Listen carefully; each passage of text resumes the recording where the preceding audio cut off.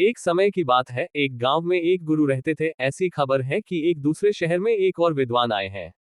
वे अद्भुत ज्ञान के मालिक थे और आगे बढ़ने के लिए मशीनरी सहायता कर सकते थे। ये खबर आप सभी को बहुत पसंद आए और उस शहर के सभी लोग आपसे मिलने के लिए घूमने लगे। इन दो विद्वानों के राजा को पता चला कि वहां के राजा अपनी बात करने के लिए अपने दरबार में बुलाए आए। राजा ने अपने राज्य में दोनों विद्वानों से ज्ञान का प्रचार करने का आग्रह किया।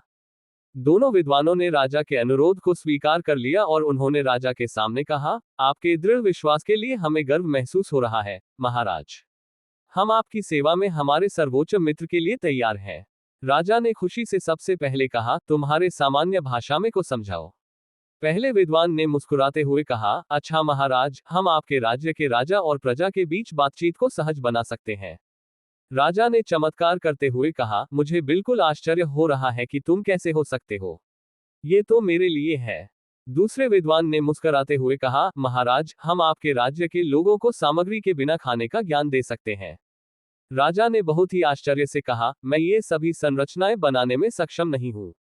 कृपया मुझे बताएं, आप ये बात कैसे संभव कर सकते हैं।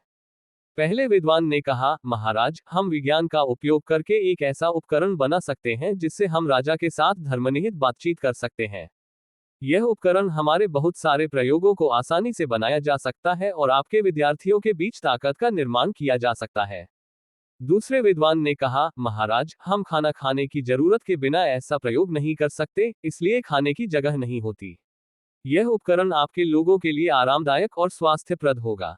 इन सभी ने राजा को बहुत प्रभावित किया और उन्होंने दोनों संतों का स्वागत किया और अपने राज्य में इन सामग्रियों का प्रचार कार्य करने के लिए उन्हें सौभाग्य दिया। दोनों विद्वानों ने राजा की प्रशंसा करते हुए उनकी सेवा में प्रसन्नतापूर्वक काम किया और सभी लोगों ने उन्हें प्रमाणित किया। इस कहानी से हमें सिखाया जाता है कि समय के साथ ज्ञान विकसित हो रहा है और बहुत से अद्भुत आविष्कार हमारी मदद कर सकते हैं। दो बौद्धों की उदारता, लक्षण और सेवाभाव की मिसाल हमें ये बताती है कि हमें अपने ज्ञान और कौशल को समाज की सेवा में लाना चाहिए।